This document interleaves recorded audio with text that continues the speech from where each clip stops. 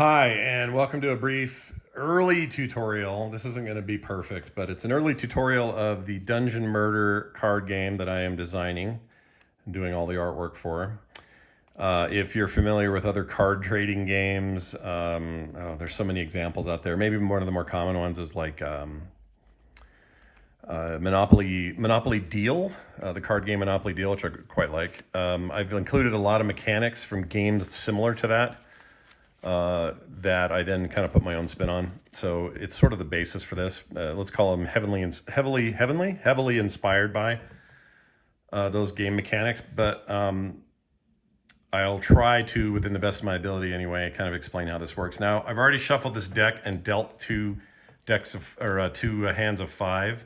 I did this just to save time because you don't need to watch me do that. But basically, you take, let's say we're going to play with 2 people. Normally, the game is 2 to 5 players. So it can be 2 of you or it can be up to 5. And all you need is the single deck. You don't need more than that. Ages 8 and up is the current plan. I probably could even do younger if they can read and stuff. Games take about 15 minutes, and the whole goal, I guess, or the ultimate goal of the game is try your best to be the one that controls 3 dungeons to win. And really, that's it. That's the main focus of the game. So you do this. You deal the cards face down to each player. Let's say we have a mystery player over here because it's just me here today, so I can't show anybody else. But I'll deal it as if there's 2 of us here, and I'll look at their cards as if I'm a second player. All right, everybody looks at their own deck, so I look at my card or my own cards, and I don't show anybody these, but I look at them and I go, oh, all right, I have 2 dungeon property cards. I've got some gold cards. Oh no, I'm sorry, this is a gold upkeep card. That's an important distinction. But these all 3 are action cards. That's an important category. They're each worth their monetary value you see up in the corner. If we use them as payment, which I'll get to in a second, but as you can see, this is worth 2,000. This card's worth 1,000 gold, and this one is worth 3,000 gold. But if the goal is to get sets of dungeons, dungeon properties like the Undead Archer Regiment, which you can see here, they each have unique sub names. Like this one's vitamin baths. It's all pretty goofy. And organ rejuvenation plates. As you can see on this card, if we have 2 of them like we do now, when it comes time for us to charge anybody rent or upkeep in gold, we can charge them 3,000 gold for a set of 2. If I have 1, I can charge 2,000. And if I have all 3, a full set, I can charge as much as 6,000. This is actually a really good set to have. But I've only got 2 of the cards so far. There's the 3rd I need. And if I had the 3rd already, I could play this hovel card, which you have to play it on an existing full set, or even a new full set to play it. But once you do, as you can see, it adds 3,000 gold to the upkeep value of those dungeon properties. Anyway, so let's say I've decided that I want to go ahead and start playing these, and I have other plans for this stuff. You as a player, and let's say it's my turn, so it's time for me to play. This person knows what's in their cards, and they've looked at them, and we're off to the races here. We've chosen who starts first. Let's just say it's me. Usually I start with like who's the youngest in the room, and then that person starts. You can take 3 actions on your turn, and you start your turn, well, technically it's 4 actions. I'll explain. You start your turn by taking 2 more cards. So right now we have 5 cards, which is the initial amount. We're gonna draw 2 from the draw pile. We're gonna add them to our deck. Again, they can't see these. Oh, we got another dungeon property. This is the Tentacle Monster Fabrication dungeon, which includes Suction Improvement Center. It's important. We get a 1, 3, and 5,000 gold upkeep cost on these and a $2,000 value on it, which again, that'll be explained later. All right, so I've added that to the card, and also this upkeep card, which is an actual demand upkeep card. So I say, in this case, all players pay me upkeep for dungeon properties I own in one of these 2 colors, blue and brown. Problem is, none of this is blue and brown. I got the hot red stuff and this orange one, and that's the best I've got. So what I do now is I have to make a decision on what 3 actions I can take. You can play 3 cards. Those count as actions, okay? It's not unlimited. It's 3 total cards you can play. So the first action I might take be, well, let's start a property pile, and you can show these. These need to be face up. I'll play these 2. That's 2 actions. Okay, so I've played 2 cards, 2 actions. Every card's an action. There's those. Now, if I do any kind of upkeep collection, I'm going to get, where is it? My eyes are bad. 3,000 gold anytime I get upkeep for that. Again, we'll get back to that. For example, if this card if one of these was red instead of brown and blue, this would be a card I could demand the players to give me upkeep. As far as my other cards go, I don't have a full set yet, so I can't play Hovel, which again gives me a higher upkeep value, but I can't add this to that pile until that pile is complete, or any set of dungeon properties has to be complete before the upkeep value jumps with having a Hovel card on it. You can have, let's see, I think there's 2 total of these in the deck, so in theory you could have 2 Hovel cards, and then there's these Ziggurats, which are in the deck somewhere that are worth even more, and they also bump your upkeep value up as well. Sorry if I'm cutting this off. I apologize. What is this spoon doing here? Let's move that over there. Sorry, my table's a mess and things are a little screwy here with me doing it by myself. Anyway, I've also got this action card here, Dragon Threat. All players are intimidated by your blue dragon. They each give you 2,000 gold to make it leave. This is an action card I can play if I just want to get money out of people. So I could do that right now. For the sake of explaining the rules, I won't do that because I don't know what he has yet and I kind of want to play that out. But what I'm going to do for my third action, instead of play that card and just gets money, I am going to put some stuff in the vault. And when I do that, that turns action cards into money cards worth the value you see up in this corner and no longer functioning action cards. So all of this stuff here, useless and pointless, this becomes cash and can only be used as such. So I'm going to put it face down over here as a cash card. All right, I want to kind of keep track of my own, let me see if I can move this a little bit. Sorry. Oh, geez. Oh, Scott. Okay. And okay, so that's my third action. I can't actually do anything else, okay, because I've done it. So I hold on to these cards. My turn is done. Down goes my, my little deck, and it just sort of sits here until my next turn. Next player, he goes like this. Oh, and I could have, so let me mention the things that I could have done during that turn as actions. Always take the 2 cards at the beginning. And by the way, if you're out of cards, you take 5. You basically replenish your deck. But you don't do that until you're totally out. Okay, then, so one of the actions I could do is I could put money or action cards into my vault, which I mentioned. You don't see them here, but there's cards that are just money. Those would also go there. In fact, they're only good in there. So you put those in your vault. And then let's see. And so when other players charge me for dungeon upkeep, or a fealty action or some other action where I need to give them money, it's from there that I'll withdraw that money. And when I pay them, even if it's an action card with an ability on it, it goes straight to their vault, cannot be used as action. It is pure cash for them. That's it. So they can't suddenly go, oh, now I got another blue dragon card. No, they just have the 2,000 bucks that it's worth, if that makes sense. So it just cannot be used for whatever stated action it has. The other action is that you put down dungeons into my collections, and that's it. Remember, 3 full sets of dungeon properties wins the game. So I'm on my way with 1 started. I still need a 3rd card on it. That makes sense. My dog's barking. Each card is going to show how many dungeons, sorry, that's what these are down here. I'll tell you how many are in each set. This one has 3. Some of them have 4. Some have 2. So they vary. Everyone's a different color, so that's supposed to keep it easy and understandable. Oh, by the way, this is a side note. If you have, so you can only reorganize your dungeon collection on your turn. So if you realize while the game's being played and it's somebody else's turn that you've won, you have to wait till your turn to say it. You can't be a wiener and shout it out. The third thing you can do is play an action card into the center. So if I had decided, instead of putting that in the bank, instead playing one of these actions, I play those open face out in the center, and then the other players have to respond to whatever the action was. That makes perfect sense. A couple of quick notes on payment and the way that works in your vault. Cards can never go back into the player's hand. Payment is payment. Goes into their bank.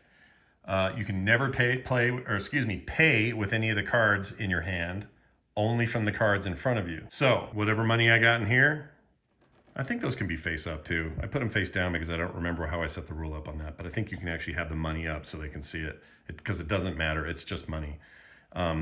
If I'm out of money in the vault though, and this is where the problem comes in. That's why you want to keep your vault healthy. I have to pay out of the properties. So I have to go, oh, I owe you 1,000. Well, here's the bad news. I have to give them one of my property cards for payment with this $3,000. They don't give me change. Okay, I'm just poop out of luck. If it's 1,000 or 2,000, I gave them an extra 1,000 because that's the best I can do. Now they can play this. This is the one card they don't have to put in their vault. They now have your property card. And how did they get it? Well, they screwed you because they charged you for something else and you didn't have the cash. So keep your vault full of money. By the way, if I have no cards in front of me of all, you know what? We're changing a rule in real time. These can be face up in your vault. If you have nothing you can play or to pay with out here, you pay nothing. You're just poor and you have no money and they have to move on. So tough poop for them. So just to reiterate, you put gold or action cards into your vault pile, right? They are, again, paid with the value that's showed in the corner. You lay dungeon cards down, these. You place those face up. Never into your vault. Those don't go there. And play an action card can be the third thing you do as an action. And it depends on what the card is. You just follow the instructions of the card. Player 2 enters the race. We see what they have just for fun here. Ooh, we got 2 property cards, some action cards, and some money. This money will immediately, you want to put that in your vault. All right, you want to have that handy to pay for stuff. They're not good for anything else, so there's no reason not to do that. So that's action number 1. The only reason we keep it in your hands if you don't want to do that as an action and you want to hang on to it or something because you have other stuff to do. Oh, I forgot to take 2 cards at the beginning of my turn. Sorry. 2 cards at the beginning of the turn. Oh, this is good news. So action number 2 could be place one of my burgeoning set of 3 down. I can't play 2 because that's 2 actions. And I would be all out of actions at this point. I mean, I can, but I got to, make a decision here. So we've got the Knock Knock card, which is called Come to Collect. Force any player to pay you 5,000 in gold. Boy, this would be a real jerk move at this point of the game because basically I would have to give him the action card, which is worth 2, and I would have to give one of my properties, which is also worth, 3. So that would be my 5,000. And so now they get a property card plus some cash. It would be a real bummer for me if they did that to me. So it would be up to the player to decide. There's also, let's see, this action card lets him pull even 2 more cards. So let's say this is a second action because he's like, oh, look what I got. Found loot. Draw 2 extra cards. Whatever. So this goes face down like a used card somewhere. All right. That doesn't get used anymore. It's not in anyone's bank. It is expired. Pull 2 cards out of the pile in the center. Ooh, we got more cash. All right, so we got a 2,000 to 2,000, couple of properties, and I do want to get a property down, so we'll start with the first here. Colossal Ogre Platoons. We'll do the Artisan Bread Bakery. Bam, that's my play there. I've now made 3 actions. 3 cards have been played. Money in the vault, property down, and I use this action to get 2 more cards. Boom, I'm done. Back to me.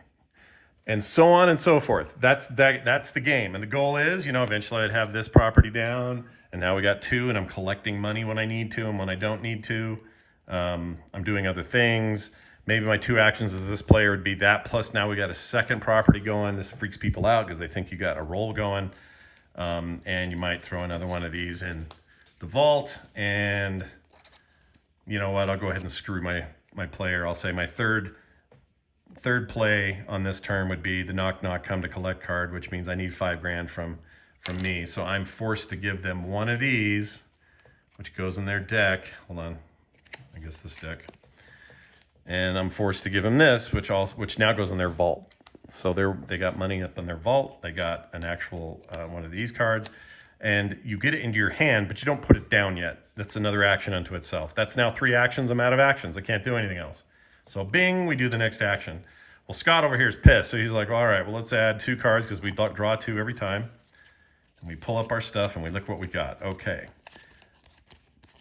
Okay, we got a wild card, which means I have the wrong color for, oh no, I do have the right wild card for this. So one of my actions could be to put, if I had a yellow property, a dungeon property, or an orange, bright orange, or whatever this is, this red, then I can put this one down for it. And I'm going to. Again, these are property cards, cannot be used for cash unless you're forced to pay. It can't be put in your vault, I should say. So I put that down. That acts as one of these. All right, so now I can just kind of stack them like that. And now we have a set of 2 again. And I might eventually get that 3rd one back from that dude. Technically, there are 2 floating around because there's a full set in here. He's got 1 and there's 1 on the deck somewhere. I can still finish this almost easier now because the wild card really helps. So that's action number 1. Action number 2 might be, oh, did I pull 2 cards? I did. Action number 2 might be, I don't have anything to do with that. You know what? Since I don't have any of this color here, I'm going to go ahead and put this in the bank. So we've just locked $1,000 in the bank. And I have one more move I can make. Let's play one of these. So now I've got a property, kind of like they do. They've got a 2/3 of one property done, and then this dungeon for Tentacle Monster Fabrication Suction Improvement Center will go down. Next turn, if I want, I could play the wild card on there. Right now I've got 2, and so on. So I'm done with my turn. He comes back and says, well, what do we got here? He's got 3 cards. He's going to pull 2 from the deck. Oh, interesting. So he has got the other one of these. So he's got more money. I would put the money away as an action if you can, if you got room to do it. Let's see, we got green, so none of that's gonna work. Dungeon wild card. This can be used to part to any dungeon set. This card is no gold value, but these are pure wilds for any set. We now have a complete green set. That set's done. So I've done how many moves? 1, 2, and it's an upkeep card. You know what? I'm going to put that in the vault. So 3,000 in my vault. So player 2 is actually playing pretty smart. He's got 2 cards left. He's going to put those down. It comes back to Scott's turn. He draws 2 cards. He's not doing great. He's got 2 wild cards, damn, for stuff he doesn't own. So he's stuck with these kind of for now until he gets a card that matches one of these. And he can do, all right, so what do I got? I got, so I have no upkeep cards. Think of them as rent cards. I don't have any right now, so I can't charge anybody rent. I have a double upkeep card if I wanted to do that, but I don't have one to charge, so I'm kind of like forced to make a decision here. I can either do nothing, or I can do this, what I think is the smart thing, and get this hovel card down as cash. It's now neutered. It can't do its actual action. And I'm like, you know what? 1 action's good enough for me. I feel good about holding on to these cards, and you hang on to them. Let's go back to player number 2. I'm not going to do a full game here, but I just want you to get the right idea. We got another wild card, and that means we can add 1 to this. His rent just went up, and he got so that'd be 1 action. He got an upkeep card along with this other stuff he's got. And let's see, does he have any? He doesn't. Boy, Scott could sure use this card. So if I were him, I would make my last 2 actions, or make my last action, second to last action, I would put that and turn it into cash, because this is only going to benefit me. I have the orange and I have the red, and if I get a hold of it, oh, that's purple, but if I had purple, then it would be more beneficial for Scott than this second player. So let's make that money, and you're left with these 2 cards. And so since you still have an action, we do final action right here. Boy, now I can really cream everybody. We've got a total of, oh, this is a full set. Sorry, the light green is short. So 2,000 gold collected anytime they collect on that. That one is still at 4,000 for that double set, soon to be 3, hopefully. And then we now have 2,000 for that one. So quite a bit of cash can be collected by player number 2. Player number 1, aka me, is kind of dumb and not doing well. Anyway, that's the whole play there. Scott's turn again. Let's see if we can turn things around for him. All right, here's what our hand looks like. Ooh, we have a wild card. That means complete set, and a hovel card, which means action number 2, put the hovel on there. That means that we now have 6,000 plus 3,000, right? Yeah, 6,000 plus 3,000 now if I collect upkeep on this dungeon set. That is also 1/3 of my way to winning this game. They're also 1/3 over here because they have 2 of the light blues. So that's 2 actions that I've taken. The wild card and the hovel, and I got to make 1 more. We'll go ahead and wild card this one, which brings us to 3,000 on the orange stuff. What's this one called? Oh, it's just wild. All right, so that's, how many did I do? Yeah, I did 1, 2. So I need to do 1 more. I probably could use more cash in the vault, so we'll do that. So we're converting another action card into vault stuff, and that's my turn. Next guy goes. All right, you got a Dark Elf Dining Hall, which is Virgin Blood Press is the sub dungeon there. That's only a set of 2, but you don't get a ton for it, 1,000, 2,000. Wild card for orange and purple again. You don't have any of those. And you have an action card where you can do upkeep. So this is good. So you can say, all right, all players pay you upkeep for dungeon properties you own in one of these 2 colors. So in this case, you've used the wild card for the light blue, green, whatever the color is, light green, I guess, and another card. That makes it a set of 2. So everybody in the entire game, if it's just me, then fine, me. But if it was a group of 5, everybody has to pay you that amount, and that amount is 2,000 gold. So you play that card out into the middle there, wherever you put it, wherever your middle is. Again, my organization skills suck. So Scott over here has to say, oh, crap. Okay, well, we'll pay out of the bank first. How much did he need? 2,000. So, okay, good news. I have two 1,000 value cards. That way I don't overpay. I still have this 2,000 or 3,000 in the bank. I pay with this total of 2,000. That's the amount I have to pay. Bam, he's done. That goes into his vault. And he's got a big stack of cash out here. So he has now collected money. That was his final turn. It's back to Scott's turn. And I'll just do one more, for example. We got more money. I would probably put that in there immediately. Let's see. Force one player to pay upkeep for dungeon properties you own in one of these colors. And that's a wild for everything. So I can only force one player to use this one. And I would say to this dude, pay me for this one because it's worth a ton. So we got 6,000 plus 3,000, $9,000. This is where things get interesting. This person goes to their bank and they go, 9,000, huh? All right, there's 4, 5, 6, 7, 8, 9. Excuse me. They have 9 that they've taken out of their bank. They still have money in their bank. That's always smart. But that 9,000 now goes into my bank. I have that cash now. That gives me a lot more buy out of my problems money. And it goes on like this. Okay, I won't show you every single card, but there are a ton of properties. And they all have dumb names like Halfling Brain Mulchers for the Colossal Ogre Platoons, Dark Elf Dining Hall, Fresh Fruit Grove, Rapid Transit Possessed Train for the Dungeon Logistics Dungeon, Exploding Feral Pig Kennels. This is the Fellfire Injection Wing. Anyway, a bunch of dumb ideas. There's some more cash. There are action cards like this one where you get 2 extra cards when you start your turn. So you can draw 2 cards and use this. It's called Dark Summoning.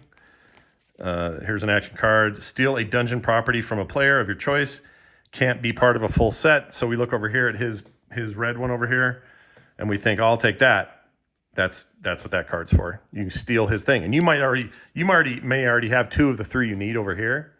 So stealing that is a really good strategy, and you can do that with that dungeon card. Here's the one called Rebuke. Use any time an action card is played against you. So if you have one of these, one of your actions can be. Or no, it's not even an action. It's not even your turn. The other guy's taking the turn, and let's say he's like, I want you to, I don't know, I can't think of a good action card. Double the rent or whatever, double the upkeep.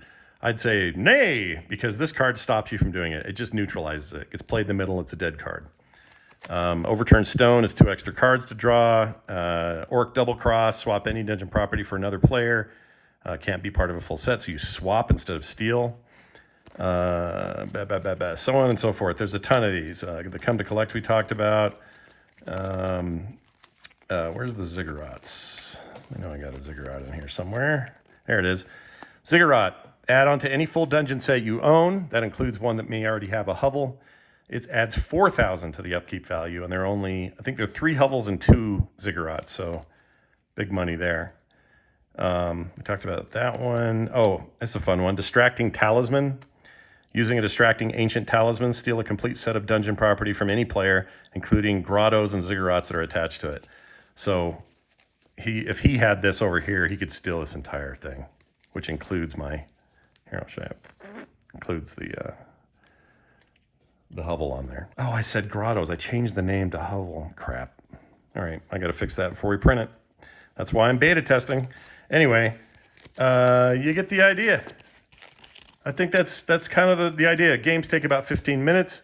Super fun. Again, I borrowed a ton of ideas from other games that I like, and I feel like I've made a kind of a fun version of that. And I love drawing for it. Like making all this art is a blast. I've been working on this for months and months and months, but I'm really happy with it. Look at our little hovel. Oh, I drew the money. I got the money, yo. We got the card back, which I'm really happy with, this little devil head guy. Packaging's not done yet because we're not to that point yet. But anyway, if you have questions or thoughts or whatever, please send them to me. There's a little link to contact me any way you want to over on the website at dungeonmurder.com. And as I get closer to reality, I'll tell you more. Okay? All right. Thanks, everybody. Talk to you soon.